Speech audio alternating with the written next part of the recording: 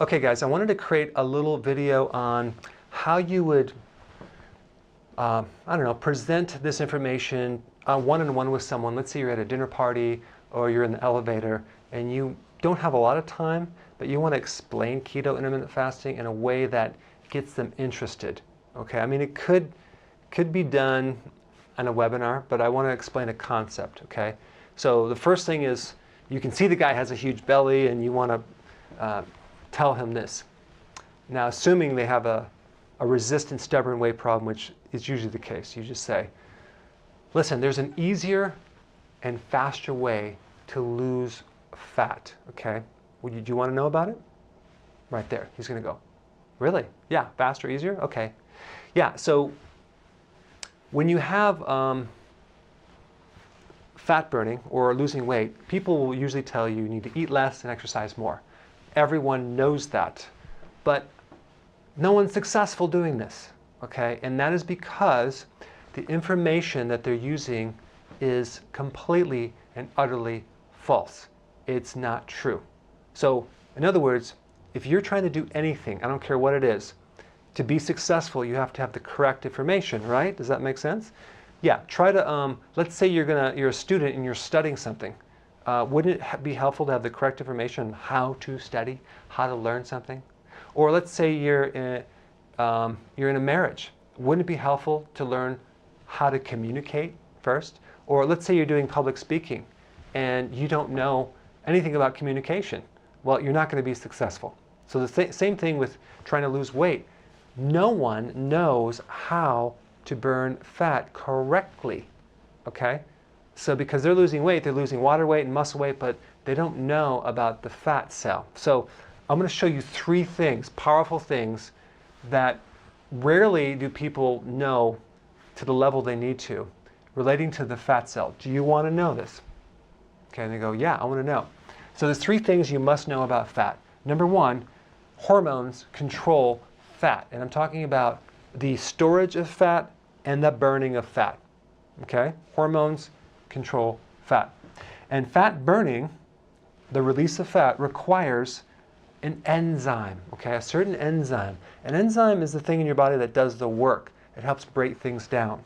And it's called hormone-sensitive lipase. Lipase comes from the Greek word which means lipo or fat, and ase means an enzyme. So it's a certain kind of a dissolver for fat. Okay, and it's triggered by a hormone, okay? And it's triggered by the decreasing of insulin, okay? So in other words, anytime insulin decreases, this enzyme is triggered and you burn fat, okay? That's the most important thing, okay? So you're teaching them something that is very, very important. Okay, number 3, here's some ways to lower insulin that are very not known.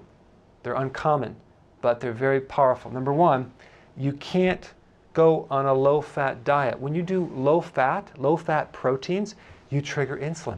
So the more lean protein is, the more low-fat a protein is, okay, the more you're gonna spike insulin. Because consuming fat is the only food that doesn't trigger insulin. Wow. Now you haven't heard that in a while, have you? I mean, take a look at the American Heart Association, the American Diabetes Association, the American Society of Obesity, the authorities, the mainstream recommendation. What do they recommend? Low fats, high carb. Yeah. So you see the problem? So it's not your fault that you couldn't lose weight. It's not your low willpower, it's not your laziness. You've just been given the wrong information. Yeah, that's why you're not losing weight. Okay?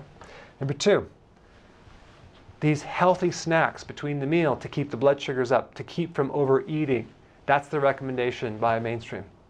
Bad idea, because every time you eat anything, you're going to trigger insulin. So people are doing these protein shakes, protein bars between meals to elevate their blood sugars, or grazing at night on so-called healthy foods, fruit, nuts. Guess what? You're spiking insulin. Yeah. So you want to do the least frequent meals possible. Okay?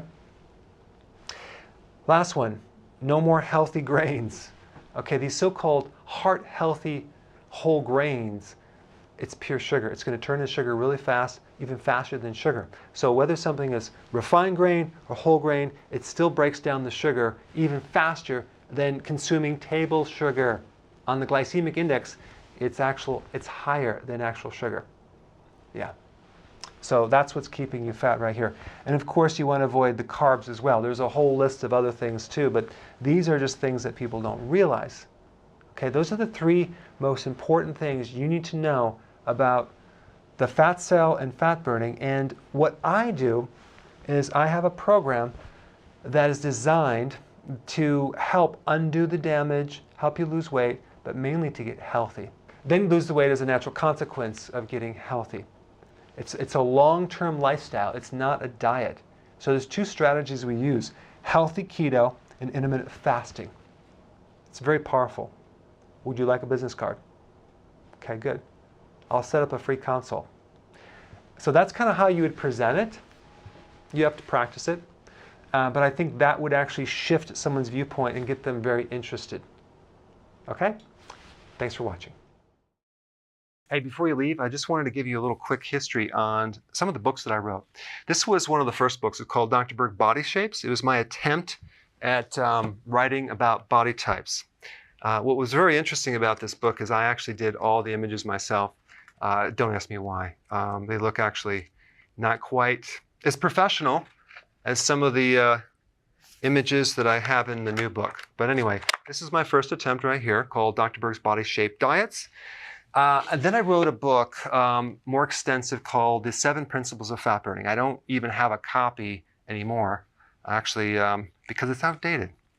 The next book, I put about 1,000 hours into this one right here called The New Body Type Guide. Major updates on the body types. I put a lot of energy into this. It has professional images, graphics, all sorts of things.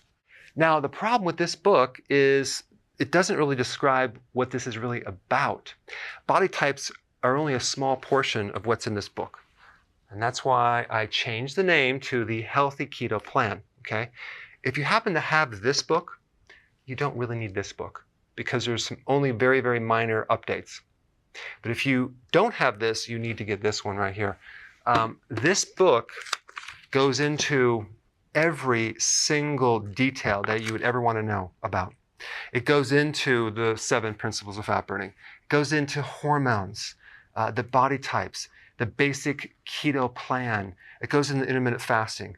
I talk about the 10 fat burning triggers and blockers and fat burning strategies with a lot of details in every single chapter. I go into body issues that interfere with losing weight. There's very few people that just have a weight problem. They have a lot of body issues, whether it's sleeping problems, stress problems, inflammation, menopause. I cover that extensively in this book. Then I talk about how to get rid of stress, and I show you a technique. Then I get into exercising. And then I have a lot of really good recipes in this book as well. So this is a good reference guide. On my website, if you get this book, you get this one free. It's called Healthy Keto and Intermittent Fasting. This is the shortcut, quick guide to this book. And the reason I created this book is to have you, within 45 minutes, learn how to do keto, okay, in intermittent fasting, exactly what you need to do. Then you can fill in the blanks with this book right here. So right now I'm doing a special. If you get this book, you get this one totally free, or you can go to Amazon and get these individually. So I just want to clarify the difference between this book and this updated one right here. If you don't have this, you need to get this right here. That way you can get the exact correct information to do it healthily.